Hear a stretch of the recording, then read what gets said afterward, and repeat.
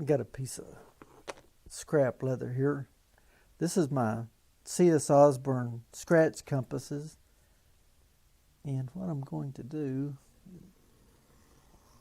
show you how to groove your leather so you can sew it on your machine. You want to get this right and not slip or anything. This leather is antiqued, and if I happen to make a miscut, it won't look good. So it's good to lean your tool back and make your groove. Get right in here in this pointed area, stop and just kind of pull it up real quick, and then sit in there and just groove your leather so your stitches will lay down in there and look neat. See, this guitar strap's still pliable. As it breaks in, it will really have a good feel to it. And I just enjoy making custom things like this that people can use and enjoy themselves.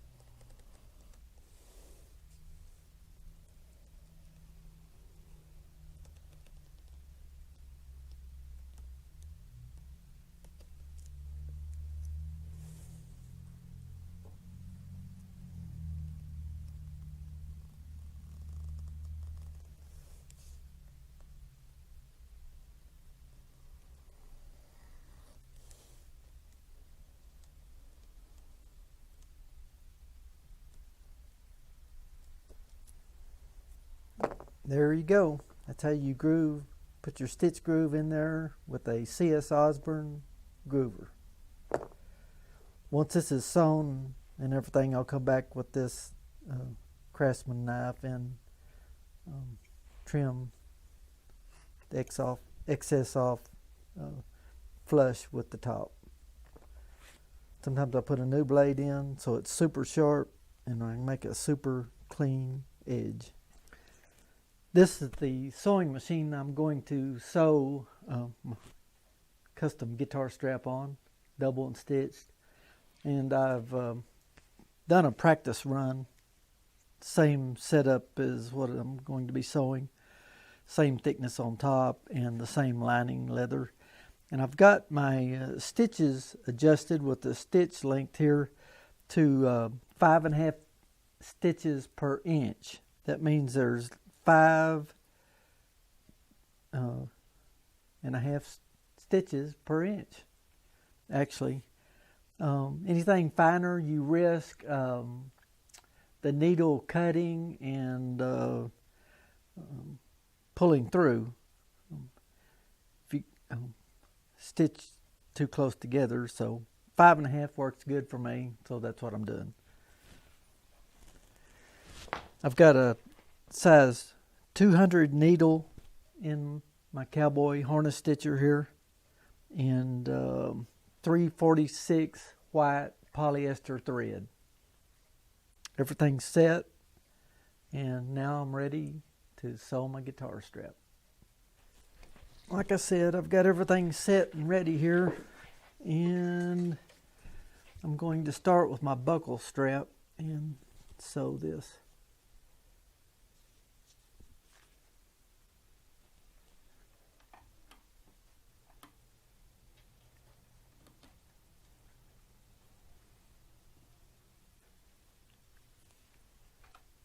Here we go.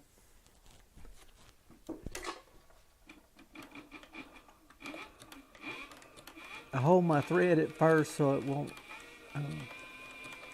loop up on the bottom. Now I'm sewing right in the groove at about 5.5 stitches per inch.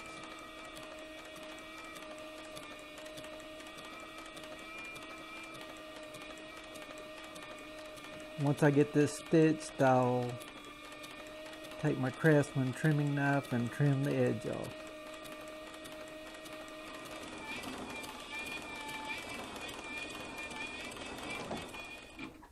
I'm sewing without a guide here, so I've got to put the needle down right in the groove, right there. And when I come to the end, I need to make sure that the needle point ends up right where I want, and you can kind of work it a little bit to get it to go in where you want. I raise the pressure foot a little bit.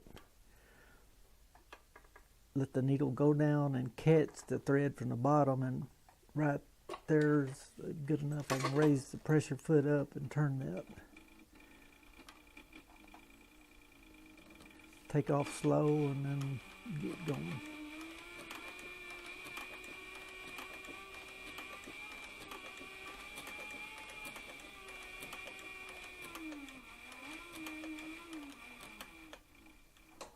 And then pull that almost all the way up, and then but leave the tip of the needle down in there,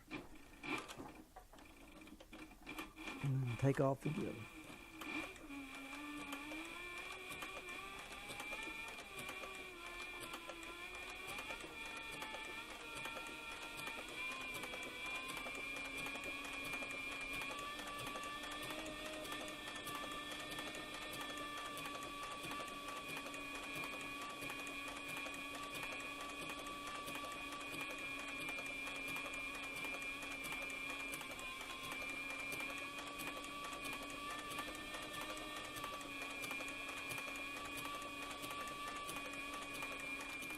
Okay, right here I'm going to pull this thread. There's a loop right there, and I'm going to pull it right in the center. Make sure it's right in the center right there, and then trim that off flush. Okay. Now I'm going to overlap that about 3 stitches. And then I'll raise my needle up, pressure foot up, and pull my thread out. Got a little bit of fuzz right there, and I can trim that off.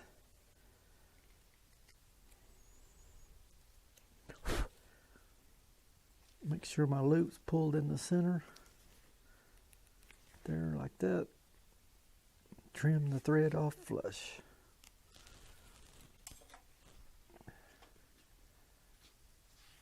And that's how I sew the lining in my custom guitar straps.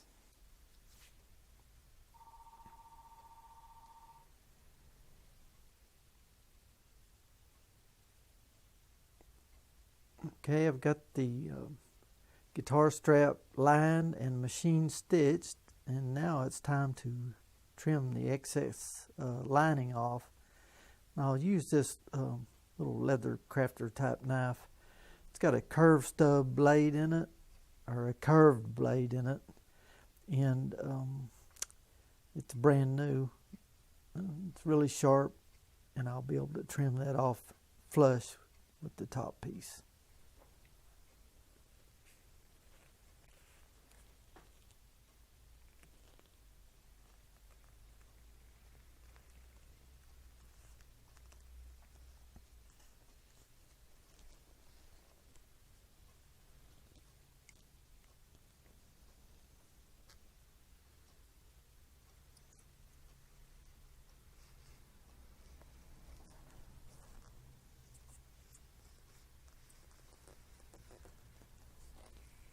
You want to trim right up close to this top piece, but not actually cut the side of it. Get as close as you can and not remove any of the antique finish.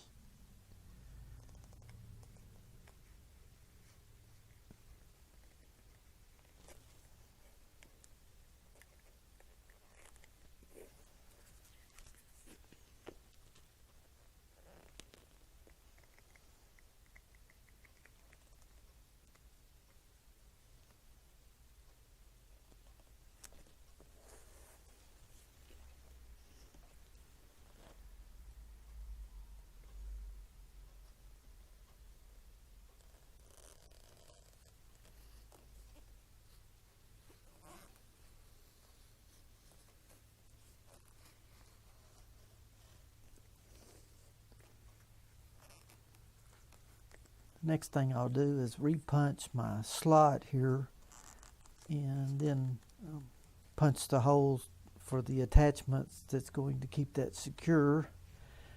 And then I need to punch the holes for the guitar strap, the buttons, and the slot.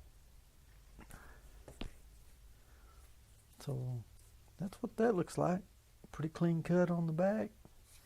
I'm not going to edge that or anything because I experimented with it with my edger on this scrap piece that I did, and it made it just a little rough, so I would rather have it like this.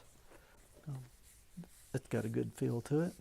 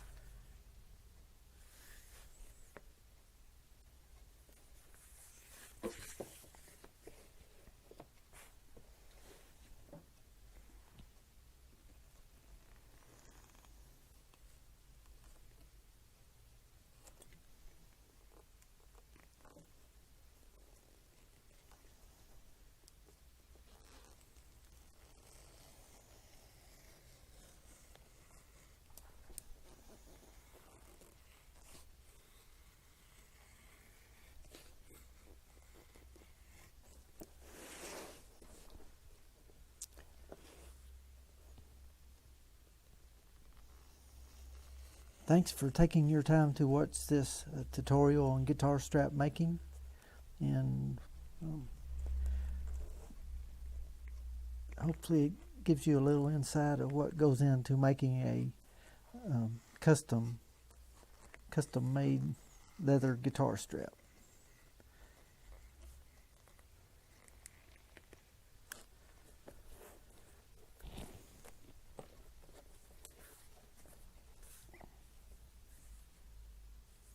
Got a really nice feel to it.